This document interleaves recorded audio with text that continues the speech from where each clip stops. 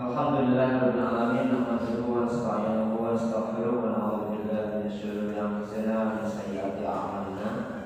May yahdihillahu fala mudilla lahu wa may yudlilhu fala hadiya lahu. Asyhadu an la ilaha illallah wa asyhadu anna Muhammadan abduhu wa rasuluh. Allahumma shalli ala Muhammad wa ala alihi wa ashabihi wa man tabi'ahum bi ihsan ila yaumil din.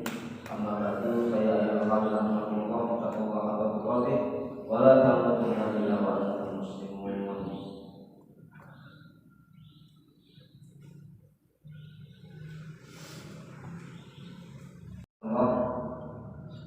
Alhamdulillah, syukur pada kesempatan pagi hari ini kita kepada Allah Subhanahu wa taala dalam sesi mulia ini untuk ilmu. Semoga perjumpaan kita ini perjumpaan yang mendatangkan ridha Allah Subhanahu wa taala bagi kita, dan semoga kita akan termasuk orang-orang yang dirahmati oleh Allah, juga akan oleh para malaikat karena mengikuti majlis zikir, satu majlis yang di mana para malaikat akan melakukan selesai. Baik, pada pertemuan yang lalu kita sampai pada bagian 9 dari kitab Riyadhus Shalihin ini, dan kita sudah selesaikan.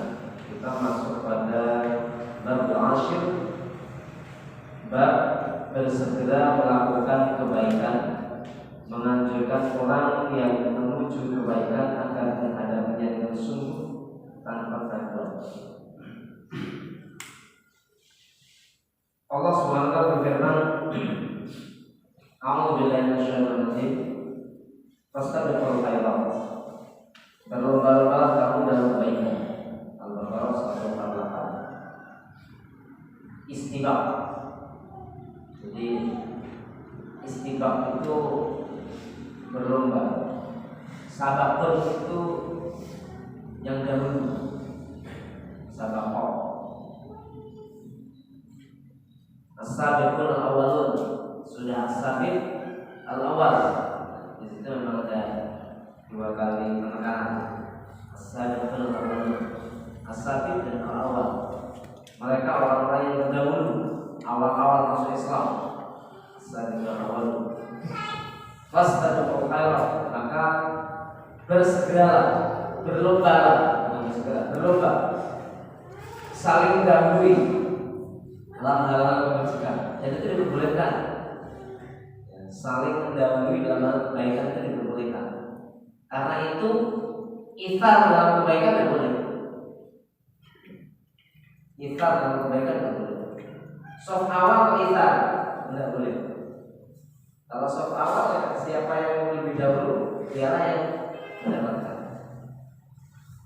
Tapi di tarbiyah biasanya ada. Kalau ujian tarbiyah biasanya ada. Kenapa? Biasanya kalau di lembaga pendidikan itu kadang-kadang soft awal itu untuk para ustaz. Maksudnya begitu. Walaupun ustaznya datang belakangan, jika dia akan dikasih di depan sebelum kemana dikumandangkan. Ketika kemana dikumandangkan, ya siapa yang lebih dahulu mendapatkan soft awal itu dialah yang lebih mendapatkan yang utama. Kadang-kadang diberlakukan seperti itu. Istibaq dalam kebaikan itu dianjurkan. Ithar dalam kebaikan bukan ibadah, yang maksudnya ibadah saja, kebaikannya kebaikan ibadah itu tidak boleh. Tapi kalau ithar dalam dunia dianjurkan. Ithar dalam dunia, misalnya lebih mendahulukan orang lain dalam hal sarapan, dalam hal mendapatkan tumpangan kendaraan yang sama-sama nanti ibadahnya sama.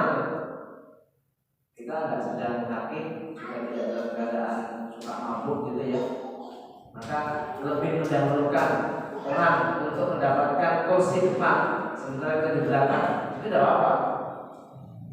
Tapi kalau kita memang suka mabuk, kalau di belakang ya jangan. Ustaz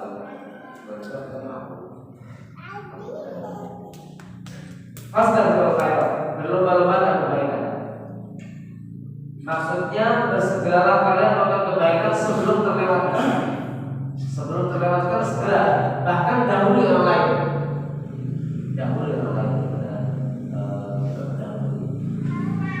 Kemudian di dalam surat Al-Imran 133 Allah sudah berfirman, "A'udzubillahi minasyaitonir rajim, wasari'u ila maghfiratin min rabbikum wa jannatin 'arduhas samawati wal ardh u'iddat lil muttaqin." Dan bersegera kalian menuju ampunan dari Rabb kalian dan jannah yang luasnya selangit dan bumi. Seluas langit dan bumi. Disediakan bagi orang yang bertakwa. Ungkapan wasari'u itu bukan hanya sekedar bersegera tanpa melihat orang lain melakukan apa tidak, tapi wasari'u yang dimaksud di sini jangan sampai ketinggalan orang lain, dan kalau bisa jangan didahului orang lain. Itu wasari'u. Jadi beda dengan istijal. Kalau istijal itu kan tergesa-gesa dalam waktunya, kemudian kita lakukan sesuatu. Itu istijal, dan itu nggak boleh. Tapi kalau tasarruf dan ta'ajjul itu beda. Ta'ajjul tergesa-gesa, tasarruf bergegas. Kita berangkat ke masjid ketika mungkin sudah mendekati waktu iqamah, jangan tabaddul, berlambat-lambat, tapi tasarruf, bersegera. Mungkin langkahnya kalau berjalan kaki mungkin kita cepatkan langkahnya, juga mungkin lebih lebar ya, kita upayakan bersegera mungkin.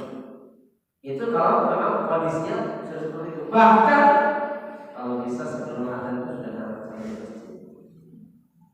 Sebagai tadi pula boleh ketika sebelum adzan itu setiap 5 waktu itu minimal adzan berkumandang itu. Adzan dalam waktu masuk ya, saya sudah bersih.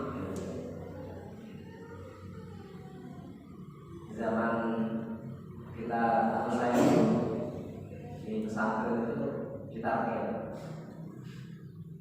30 menit sebelum masuk waktu itu sudah ada bel kedua atau bel terakhir, istilahnya gitu. Bel terakhir 30 menit sebelum waktu sholat itu kecuali subuh demikian juga 30 menit sebelum waktu masuk itu sudah bel terakhir, karena bel pertama itu biasanya jam sebelumnya sebelum ada awal gitu ya. Nanti sudah bangunin, bergas ke masjid sampai nanti waktu setengah jam sebelum masuk waktu sudah ya zuhur, ya subuh, ya asar, ya maghrib. Nah kalau isya karena kadang-kadang tinggal makan malamnya kapan? Makan malamnya apakah dilambatkan di pada isya atau bersegera sesudah maghrib? Biasanya kalau untuk waktu isya itu diberi tempo ada yang 20 menit, rata-rata 20 menit. 20 menit sebelum waktu isya itu sudah bel kedua. Dan pada saat-saat tertentu itu di seperempat jam sebelumnya. Maksudnya apa sih itu? Agar kiranya begitu masuk waktu itu kita jangan sampai kita masih di perjalanan. Itu kalau dalam sebuah lembaga boarding school bisa. Tapi ketika tidak ya, nanti kan kalau seperti ini kita memanage diri kita sendiri.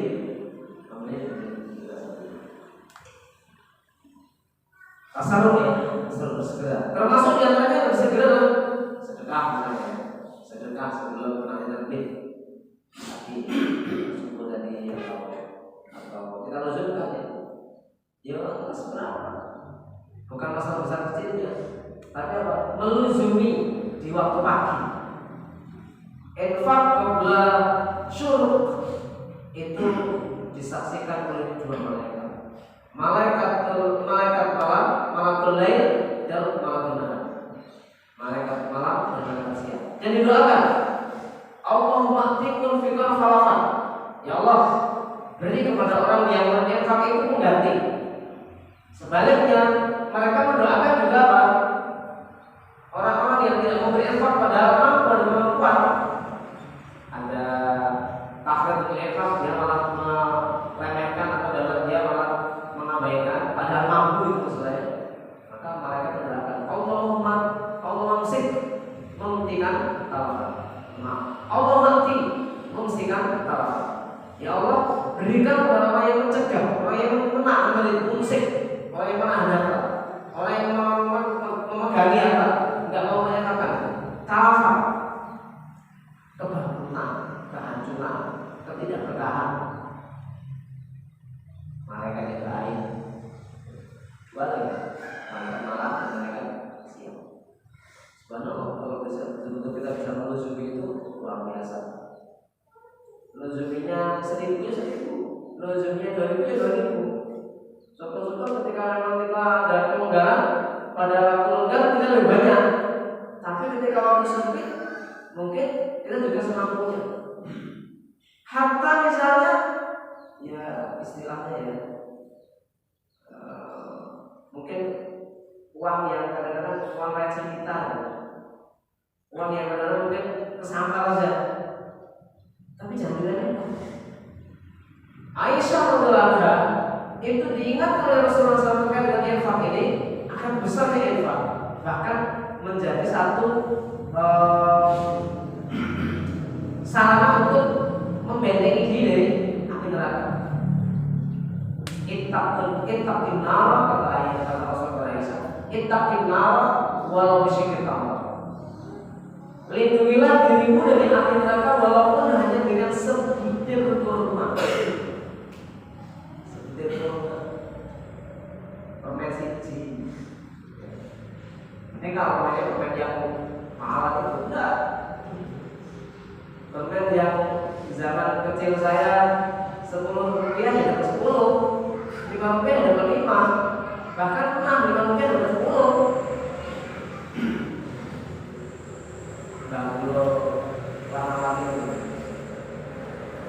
Jangan kalau itu kita niatkan betul-betul sebagai infak kita di jalan Allah, itu akan menjadi bagian dari melindungi kita dari neraka.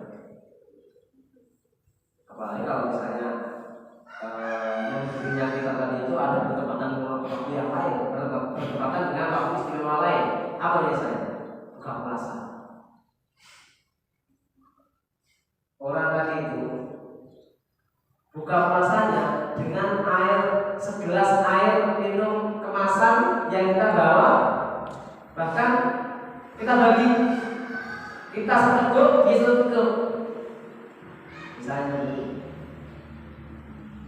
dia membatalkan sholatnya, salah satu diantaranya apa? Salahnya apa? Air yang kita bawa, kita berikan kepada diri. Kita akan mendapatkan pahala dia tanpa perintah dia. Intinya pesan wasari'u ila maghfiratin rabbikum wa jannatin 'arduha as-samawati wal ardu u'iddat lil muttaqin. Sedangkan hadis-hadisnya sebagai berikut. Tadi kutipan terkait dengan ayatnya ya, anjuran bersegera melakukan kebaikan dan menganjurkan orang menuju kebaikan agar menghadapinya dengan sungguh-sungguh tanpa keraguan. Dalam hadis yang beliau kutipkan, yang pertama, an Abi Hurairah radhiyallahu anhu, anna Rasulullah sallallahu alaihi wasallam badiru bil a'mali fatana kaki pakai lainil mudlim yasbiqu ar-rajulu mu'minan wa yumsi kafiran wa yumsi mu'minan wa yasbiqu kafiran yani mudinahu bi'ardin min ad-dunya. Rawahu Muslim. Dari Abu Hurairah radhiyallahu anhu meriwayatkan bahwa Rasulullah SAW bersabda, "Badiru bil amal." Badiru, badara itu juga sama dengan salam, bersegera. Maka ada istilah mubadarah, bersegera. Badiru bil amal. Satu riwayat, badiru bil amal sholihat. bersegera dalam amal kebajikan, jangan ditunda. Contoh, Pak Bu, kalau sudah mampu untuk haji, jangan ditunda. Pokoknya saya beli kenal Pak Bu itu sekali. Kalau saya beli itu punya berapa tahun sampai berapa tahun? 10 tahun. Berapa? 20 sekarang. 20 tahun. Kalau daftar tahun ini 2021, berangkatnya 2041.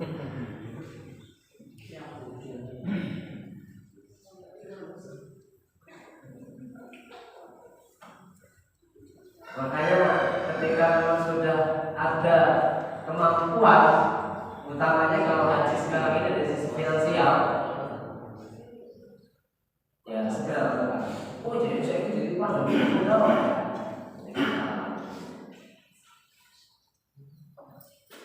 Jangan yang umum atau biasa, bukan kondisi biasa. Mampu untuk melaksanakan sholat malam, jangan malas-malas. Mampu untuk melaksanakan zikir pagi dan zikir sore menuzuminya, jangan ditinggalkan. Dan yang lain-lain. Badiru bil amal. Di sini disebutkan badiru bil amali fatalan. Kaki kau lain yang mudrik.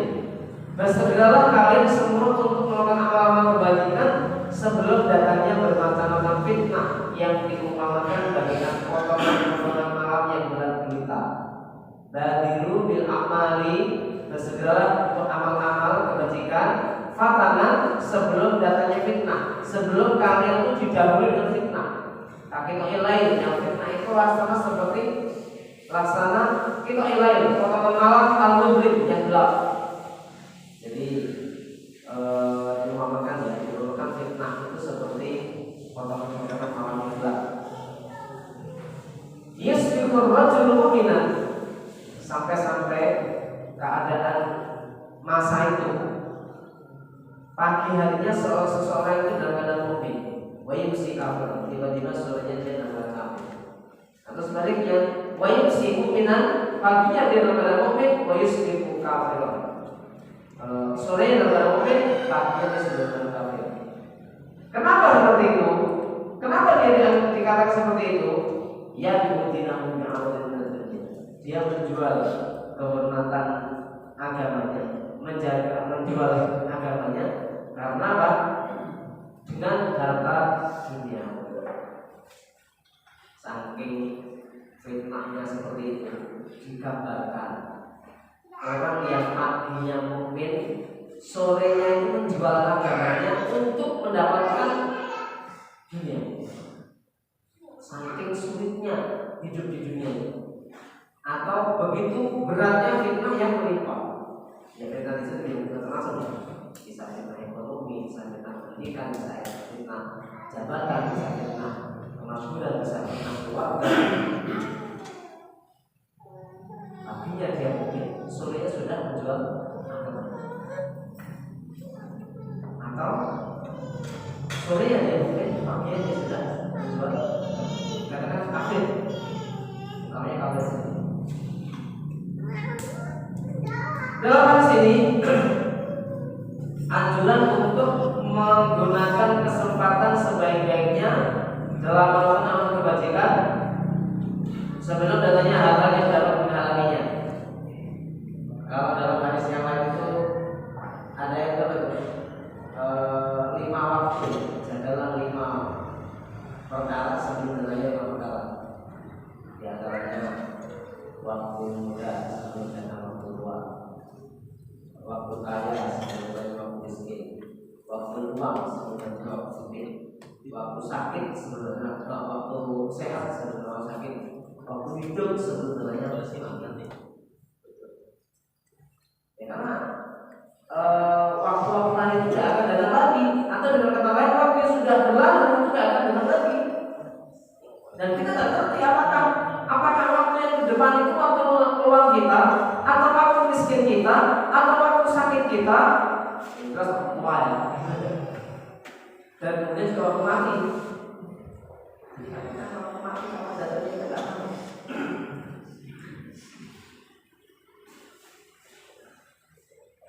Kemudian hadis yang kedua. Sebelum masuk terkait dengan fitnah tadi itu, namanya orang yang atau keadaan yang dilindungi dengan fitnah itu bisa bermacam-macam. Mungkin saya contohkan di sini fitnah keluarga. Di antara fitnah keluarga itu datang dari anak. Ya walaupun itu kita katakan fitnah, tapi satu sisi karena itu apa? Merupakan ya hilangnya peluang yang lebih jauh, padahal sebelumnya bisa berbuat yang lebih baik. Contoh, kita menunda-nunda dalam suatu kebajikan terkait dengan harta, ternyata apa? Setelah itu udah uang, ya ada aja. Apakah keluarga kita mengalami musibah sehingga harta itu keluar dan yang lainnya. Terus mungkin pertanyaan lagi, yang untung yang tadi belum dipakai. Nah kalau sudah dipakai untuk membiayai ini malah nggak ada. Makanya kita juga bisa kita balik. Apakah kita yakin bahwasanya musibah ini tadi pasti terjadinya ketika kita belum lewatnya? Kita tahu tidak. Karena Allah Subhanahu Wa Taala akan memperingatkan seorang hamba itu berbagai macam cara. Bagaimana masalah doa yang dilakukan dalam saat itu bisa jadi Allah Subhanahu Wa Taala memberi hamba yang bukan maksiat dengan cara keluarganya dititipkan dan berbagai macam. Tapi sebagaimana pula salah satu di antara pahala amal kebajikan yang dilakukan seorang yaitu apa? Hari-hari berikutnya itu Allah hindarkan ini berbagai macam ini pasti ya. Salah satu di antara balasan kebajikan seseorang di dunia itu adalah Allah Subhanahu Wa Taala hindarkan dia dari berbagai macam kesulitan yang ada.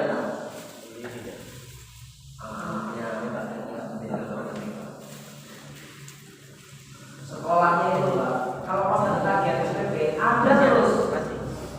Nanti mudah kita mendapatkannya, tidak susah. Walaupun mungkin sebelum kalau misalnya bayaran bulanan anak kita itu misalnya tanggal 1 tanggal 14, tanggal 10, tanggal 5, mungkin sebelum tanggal 1 juga ada. Tidak pegang kita. Tapi begitu tanggal 1 dimudahkan oleh Allah sana. Dengan cara yang kita tidak tahu. Ada aja, mudah kita punya utang, bayarnya dalam tempo. Sehari sebelum tempo datang, kita nggak pegang apa-apa. Pas hari itu, pas dalam temponya kita dapat. Entah bagaimana cara Allah memberikan rezeki. Oh udah. Itu berarti apa? Kita juga terhindar dari berbagai macam fitnah. Tapi jika tidak, mungkin Allah akan menegur kita dengan berbagai macam problematika kehidupan. Yang seharusnya harta kita, kesempatan kita, sumber daya kita, yang sebelum-sebelumnya bisa dimanfaatkan untuk waktu yang awal hari ini, sekarang harus.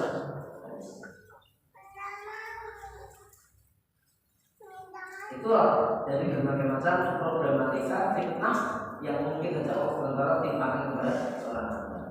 Sehingga apalagi kalau misalnya fitnah itu menimpa masalah agama, kalau fitnah itu menimpa masalah agama itu musibah. Dua kali musibah. Musibah yang pertama karena fitnah, musibah yang kedua ternyata fitnah itu menimpa agama. Kalau fitnah itu tidak menimpa agama, fitnah yang tidak menimpa agama ya misalnya cuma keluarnya hilang misalnya, ya. Atau dia apa namanya kehilangan apalah misalnya yang tidak ada sambungannya dengan agama. Tapi kalau sudah misalnya mohon maaf sudah terjadi keluarga kita terlibat pencurian, itu kan agama terkait dengan masalah agama. Keluarga kita susah untuk melaksanakan ketaatan, itu masalah agama. Tapi kalau musibah-musibah yang tidak terkait dengan masalah agama, luar biasa. Bahkan kalau saya tidak keliru itu Ibnu Barak atau Ibnu Rajab itu sepanjang musibah itu tidak terjadi dalam 4 perkara, dengan terjadi musibah dia melakukan 4 hal, maka dia dengan mendapatkan musibah itu malah mengucapkan alhamdulillah.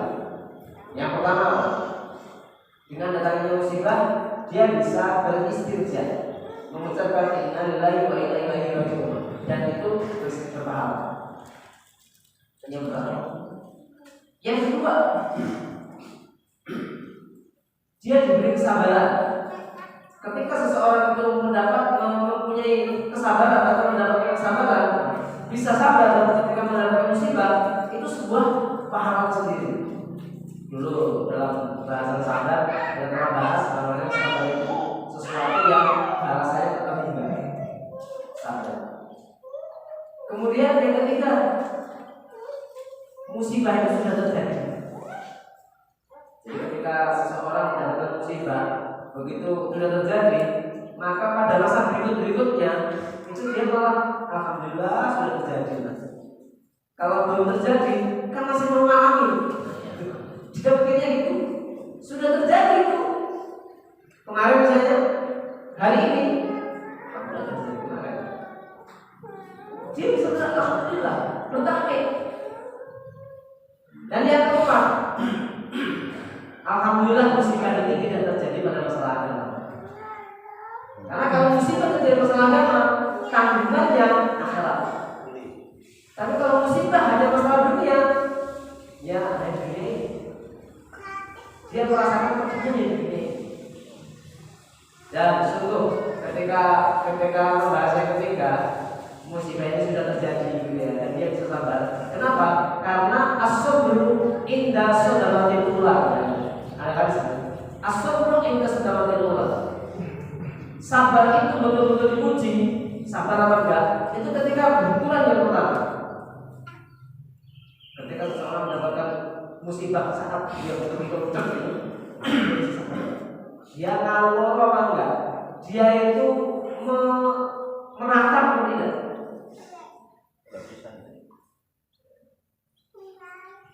Betul, kalau rasanya itu betul-betul menyakitkan perasaan dia.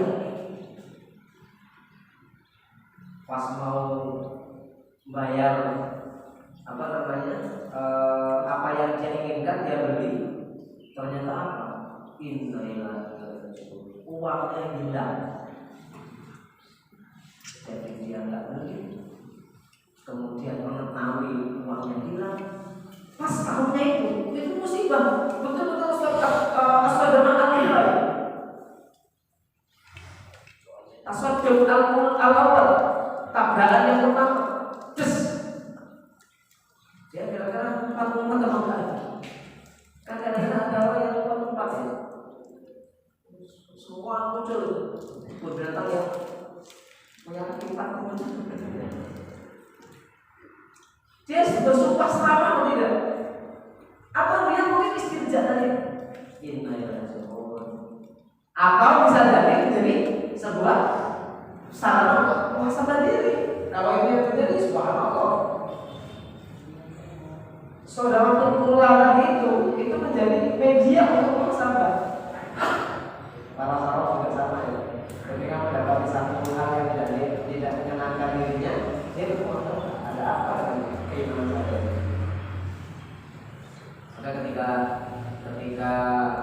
kendaraan kita biasanya nggak mogok, tapi kok mogok jalan.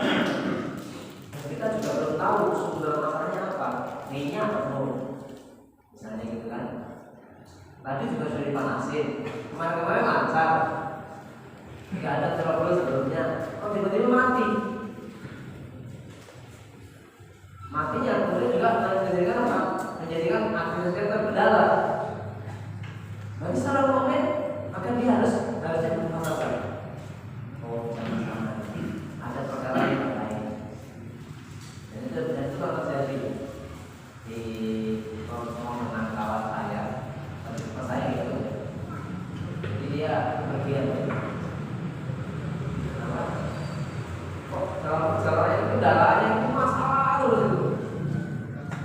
terus. Tapi kemudian dia bertanya kepada kawannya, Mas, kemarin sebelum kita berangkat ada apa? Atau langsung dia bertanya gini, biaya kita bawa itu biaya apa? Uang apa yang kita bawa? Oh ya Pak, kemarin memang harus begini Pak. Ada uang sebenarnya itu uang yang menurut kita tidak halal, yaitu gunakan konvensional.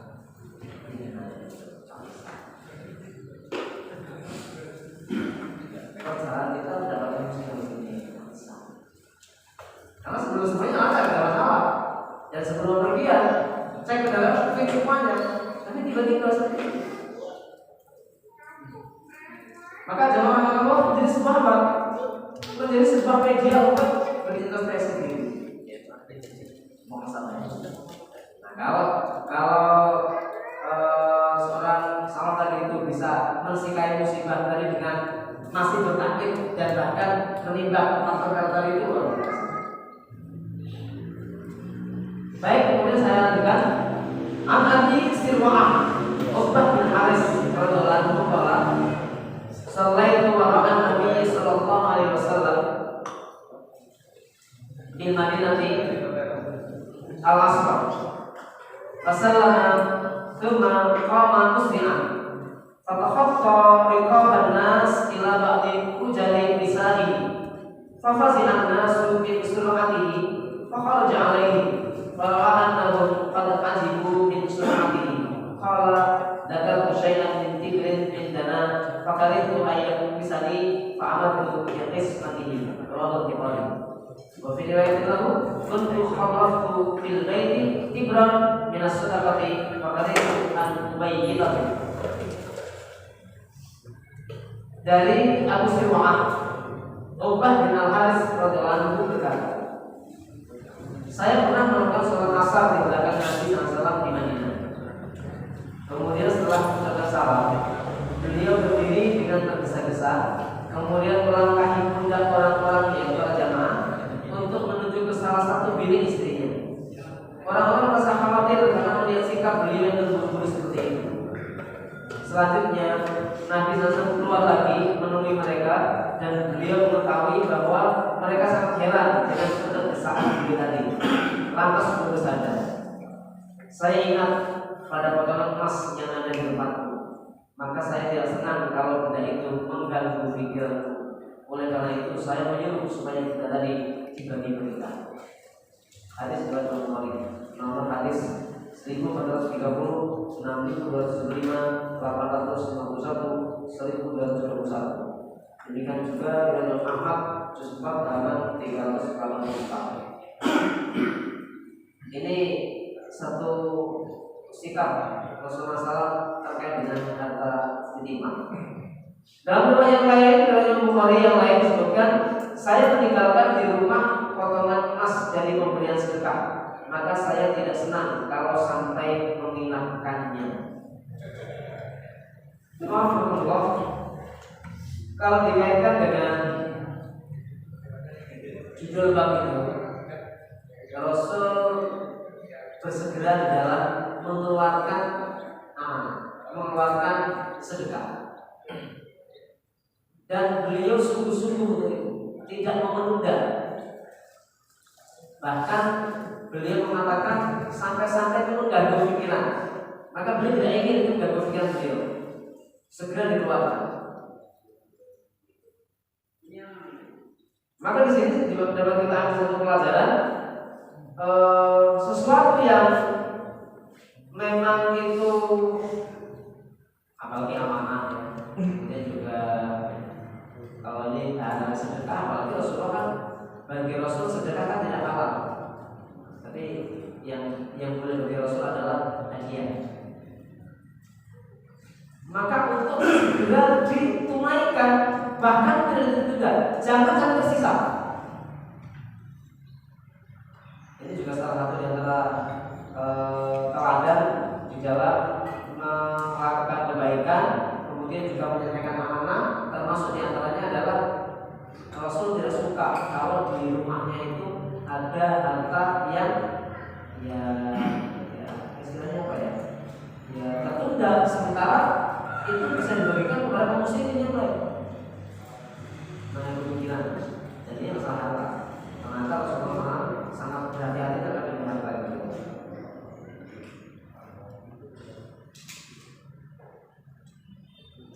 Sampai-sampai Rasul diungkapkan di sini melangkahi pundak orang. Padahal dalam hadis yang lain Rasul itu sangat memberikan satu perhatian, jangan sampai seorang kalian itu melangkahi pundak orang lain. Ada di sini diungkapkan sampai-sampai Rasul keluar itu melangkahi pundak orang lain. Ini menunjukkan betul Rasulullah tidak ingin berlama-lama dan tidak ingin berlama-lama. Dan itu mengganggu pikiran ternyata. Mengganggu pikiran beliau. Apakah pikiran itu sudah muncul ketika beliau sholat? Apa ketika sudah salah? Kita juga tidak tahu. Tapi yang jelas kadang-kadang kita itu terganggu dengan pikiran-pikiran yang seperti itu justru dalam sholat. Iya kan? Urusan harta ini kadang-kadang mengganggu kita ketika sholat. Apalagi amanah.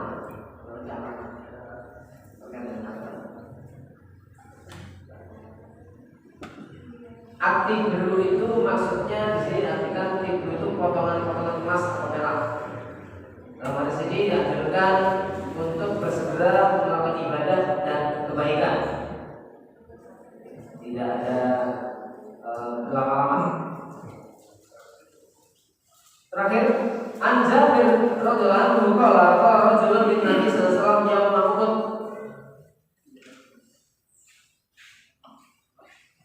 Ara'aita in qutiltu fa aina ana?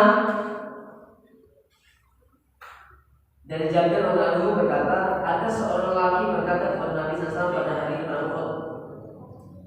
Orang itu berkata kepada beliau, kepada Rasulullah, bagaimanakah pendapatmu jika saya terbunuh? Di manakah tempatmu? Qala, Rasul jawab, fil jannah, di jannah. Fa'alqa tamaratin kunna fi yadihi. Spontan orang itu melemparkan kurma, potongan-potongan kurma yang ada di tangannya. Summa qatala hatta qutila. Lalu dia pergi berperang sampai dia terbunuh. Disebutkan di sini apa digambarkannya? Dia masih pegang kurma. Begitu Rasul menjawab, kamu di sana. Maka orang itu enggak sabar, serontok langsung buka kurma itu untuk mengejar hal yang lebih mulia, yaitu kita, ya apa, dan belajar Allah. Kemudian dia terbunuh. Ya, sesuai dengan apa yang Rasul katakan tadi. Pertanyaannya, kalau terbunuh, berarti kalau berbeda dengan tersebut, ketika mendapatkan kabar tentang jannah, maka orang itu tidak sabar lagi. Sudah, dunia ini hilang. Seorang yang ingin lama di dunia ini betul, kemudian dia terbunuh. Padahal istilahnya apa ya? Betul, bahasa ada hadis lain. Sungguh berperang di jalan Allah itu tidak mendekatkan ajar. Itu ya lah. Orang di jalan Allah tidak mendekatkan ajar. Karena tapi orang itu yakin kalau dia terbunuh di jalan Allah jangan. Jadi balasannya maka dia tinggalkan sesuatu yang mereka bikin itu dan dia menuju kepada sesuatu yang lebih berharga tadi. Coba Allah, ini satu gambaran dari kalangan para sahabat ya. Rasulullah juga mengenal seperti itu, kemudian sahabat juga memberikan contoh seperti itu, melakukan dia dengan Rasul. Begitu mendapatkan kabar dan yakin. Di sini satu sisi seperti apa? Yakin betul dengan apa yang disebutkan Rasulullah. Dan itu sesuatu yang akan datang. Balasannya akhirat, bukan balasan sekarang. Balasannya akhirat. Tapi kalau dia yakin, maka kerak beliau berhilang. Lalu ketika kita mendapatkan kabar barang siapa yang meluzumi soft awal sholat, maka dia akan mendapatkan bla bla bla bla bla bla. Karena kita masih kayak cepet-cepet. Itu biasa seperti tasawuf, penyakit sauma, penyakit nanti alhamdulillah. Baik, jazakallahu itu dapat kita kaji bersama pada kesempatan bagian ini. Jadi kita sampai pada hadis yang ketiga ya. Hadis yang ketiga dalam bab 10 ini, yaitu bersegera melakukan kebajikan, menganjurkan orang menuju kebaikan akan menjadi Rasul dan Kalau ada pertanyaan masih ada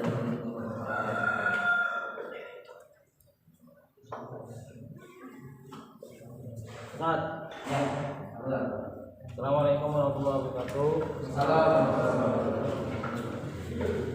Di tadi dijelaskan dalam hadis bahwa Rasulullah sangat bersegera untuk membagi-bagikan hartanya. Nah, di sini saya baca itu, saya belum pahami itu harta pribadi beliau atau harta titipan secara redaksi.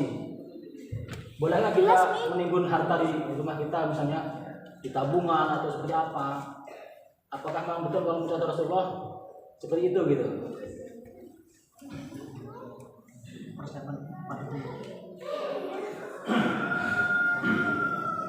Bismillahirrahmanirrahim.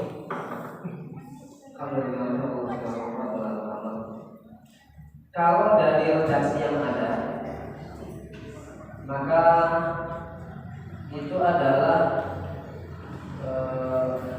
memang bukan harta pribadi beliau.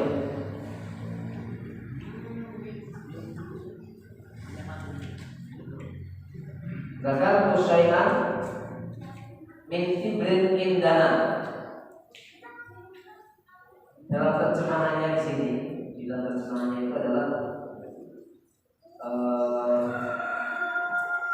pada redaksi yang pertama memang tidak ada kata kesukaan. Tapi pada redaksi yang kedua, pada redaksi yang berikutnya di sini tibran min sadaqah. Wabirai dan lagu dan sebuah riwayat dari Bukhari untuk khalafku fil baiti, aku meninggalkan di rumahku tibran min sadaqah, beberapa potong emas atau perak dari sedekah. Jadi kalau dalam disiplin usul fikih bahwa ini kan ada dua redaksi berbeda, tapi masalahnya sama. Ada dua redaksi berbeda, yang satu tibron itu aja, tibron indana, yang satu tibron minas sedekah. Maka yang dibawa adalah yang khusus, yaitu harta sedekah. Jadi dalam redaksinya harta sedekah. Walaupun demikian, ketika kita memang sudah punya niat, dan niat kita itu bukan dalam bentuk nanti akan diberikan kepada siapa gitu ya. Bersegera itu lebih utamakan. Maka kalau tadi pertanyaannya adalah boleh nggak kita menabung yang tabungan itu untuk sedekah? Itu maksudnya ya, oke ya. Nah, kita kayak slang gitu ya, kayak ngaji gitu ya. Itu kan belum kita sepakat gitu. Menyerahkannya kalau diambil, bukan diantar. Menyerahkannya kalau diambil, karena ambilnya bukan sekali ya. Ketika kita meniatkan diri untuk memasukkan ke situ, kita niatkan betul dan betul-betul kita tuangkan di situ, kita masukkan ke dalam kentreng tadi itu, maka kita sudah melaksanakan. Artinya apa? Itu jadi amanah bagi kita yang memang mekanisme mengambilnya, mekanisme penyerahannya, mekanisme pengambilannya itu berjangka. Maka yang seperti itu sudah termasuk memberikan. Hanya memang betul sih, masih tergantung kita dalam merawat isinya, merawat budaya. Karena kita memang sudah sepakat penyalurannya dan bagaimana itu tidak disawat dan termasuk ya. Bahkan kalaupun kita tidak ada kesepakatan dengan siapa-siapa, tapi kita mempunyai kesepakatan diri. Setiap kali kita mendapatkan rezeki, katakanlah uang dalam uang misalnya, maka setiap itu keluar 2,5% misalnya mesti saya potong, yang kemudian saya masukkan ke dalam satu tempat yang memang saya sediakan. Di situ nggak untuk siapa-siapa dulu. Kalau untuk Adi jelas, cancernya Adi, cancernya Kasismu, cancernya siapa lagi, misalnya yang lain. Saya di rumah saya ada banyak cancer tuh. Ada cancer pondok, cancer Kasismu, cancer Dewan Dakwah, cancer masjid, cancer RT, hampir benar. Tapi bisa juga masih ada satu cancer yang memang kita sediakan untuk siapa yang kita kehendaki. Kita yang akan berikan. Itu bagian dari niat, bagian dari upaya kita. Semoga itu bagian dari bersegera tadi itu.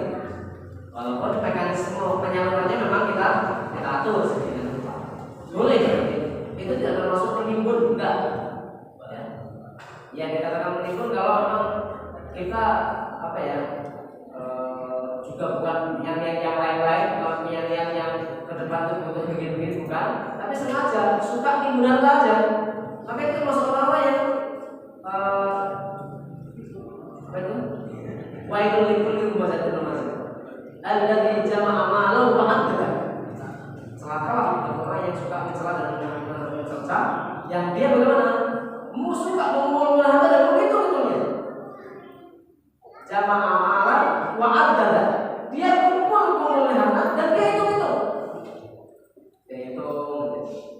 Bukan untuk disedekahkan, bukan untuk keperluan yang ke depan yang dia sudah jelas. Ya kalau menabung jelas. Aku pengen pada 2 bulan yang akan datang aku pengennya sepeda gunung. Sekarang harganya saya berapa? Paling tidak 2,5 juta misalnya. Maka dari sekarang menabung. Karena apa? Itu punya jongkok. Kalau seperti itu enggak, itu bukan termasuk yang menimbun-nimbun yang aku tanyakan, bukan. Tapi di sini enggak. Kita enggak punya jangka apa. Pokoknya pengennya butuh harta. Gitu.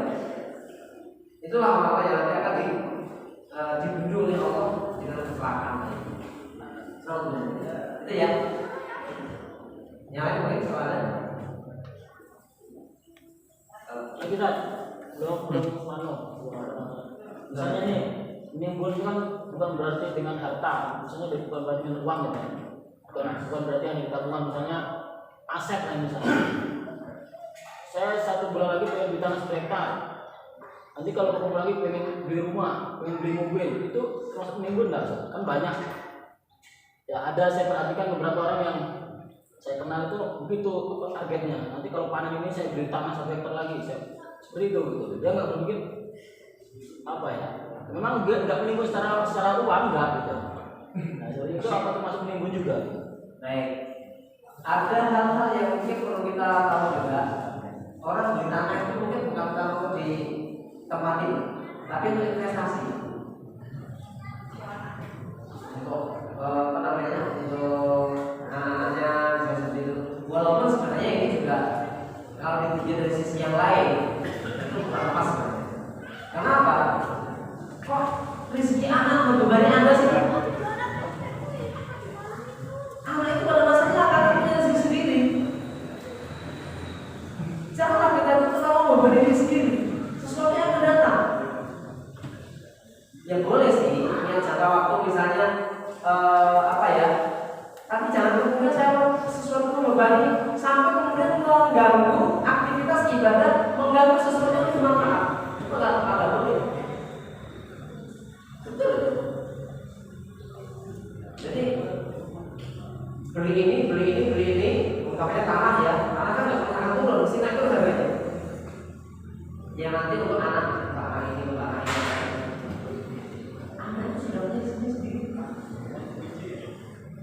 Bisa jadi ketika kita belum dibahkan ketika kita masih hidup, alhamdulillah tanah-tanah yang menjadi milik kita tadi itu, ketika kita tinggalkan mau jadi rebutan warisan.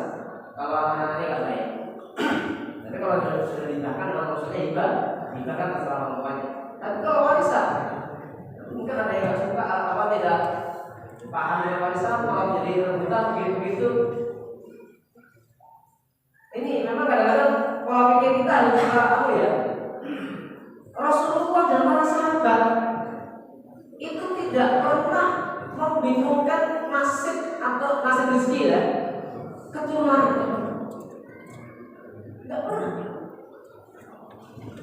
Yakin betul bahwasanya orang hidup kita akan diberi rezeki oleh Allah Subhanahu wa. Kalau sifatnya memang untuk jangka waktu model kayak apa namanya perhitungan Nabi Yusuf itu tidak apa. Katakanlah misalnya untuk kebutuhan 1 tahun, maka kita apa namanya untuk 1 tahun ini kita berani, kemudian sebagian kita jual, sebagian kita simpan, gini-gini. Itu tidak itu. Tapi kalau untuk jangka yang kita nggak ngerti, sesuatu yang betul-betul di luar nalar kita jauh nanti ke depan, termasuk di antaranya dalam hal itu rezeki bagi anak, itu sesuatu yang harusnya tidak membebani pikiran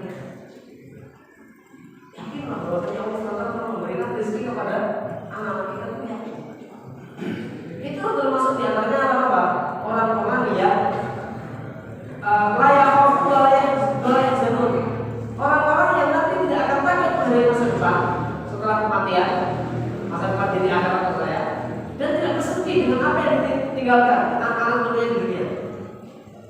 Siapa mereka orang-orang yang kemarin kita bahas ini? Orang-orang yang mengatakan Rabbullah semesta kaum. Wal amal billah semesta ini. Karena kalau aku beriman kepada Allah, kemudian berisi kepada kamu. Karena semuanya malaikat Allah tahu bahwa itu pasti berbicara. Terus kalau kita sebagai pengelola negara gimana? Ada juga sih, skalanya ada dari sendiri. Maka negara akan mempunyai satu target. Ini cukuplah untuk kira-kira cukup untuk setahun yang akan datang, cukup untuk 1,5 tahun yang akan datang. Itu boleh seperti itu. Karena apa? Hajat itu berapa banyak? Hajat itu berapa banyak?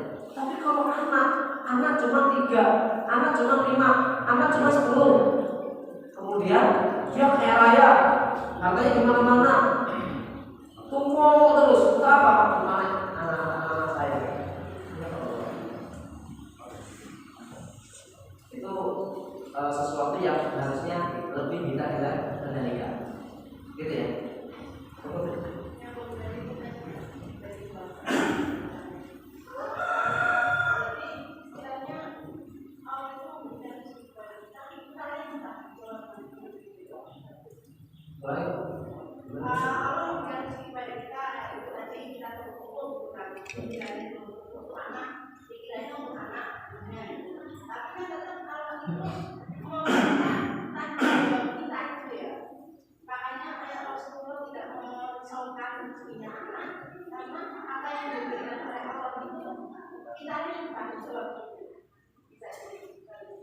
Ya, jadi tanggung jawab kita ketika kita masih hidup.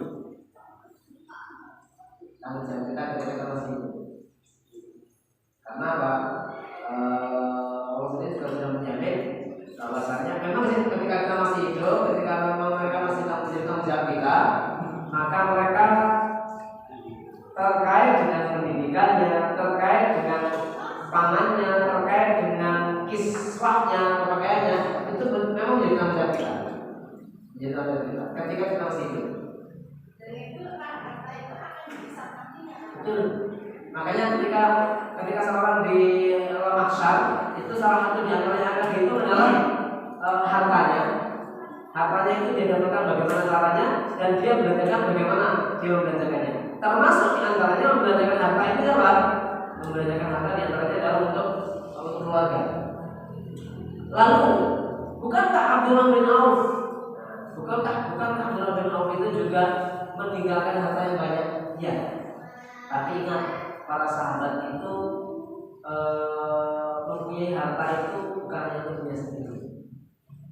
Utsman bin Affan itu mengeluarkan harta ketika kaum muslimin butuh itu dengan cuma-cuma 1.000 ekor unta dengan semua bahan-bahannya. Ketika Madinah terkena paceklik, maka ketika akan dibeli oleh saudagar yang lain dengan 3 kali lipatnya, 3 kali lipat ditahan. Apa kata Utsman?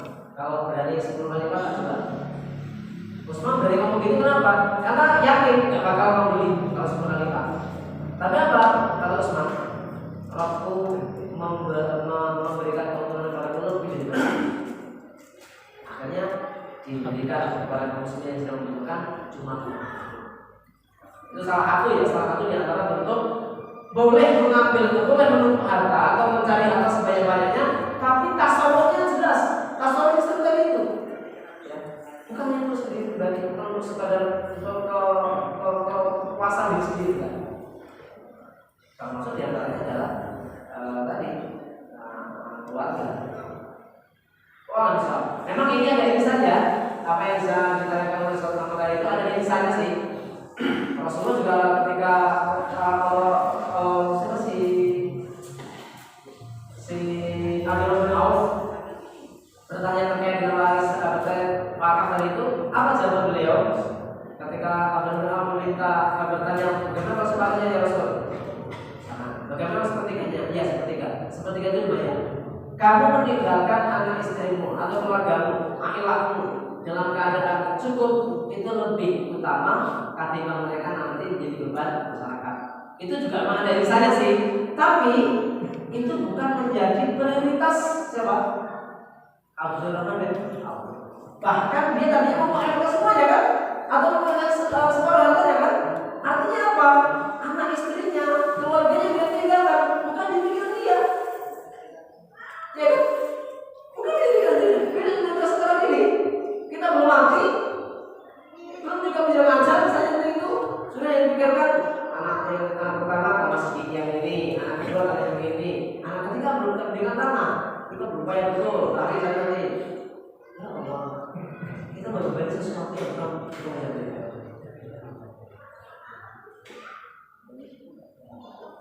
Baik, salah tadi yang ya.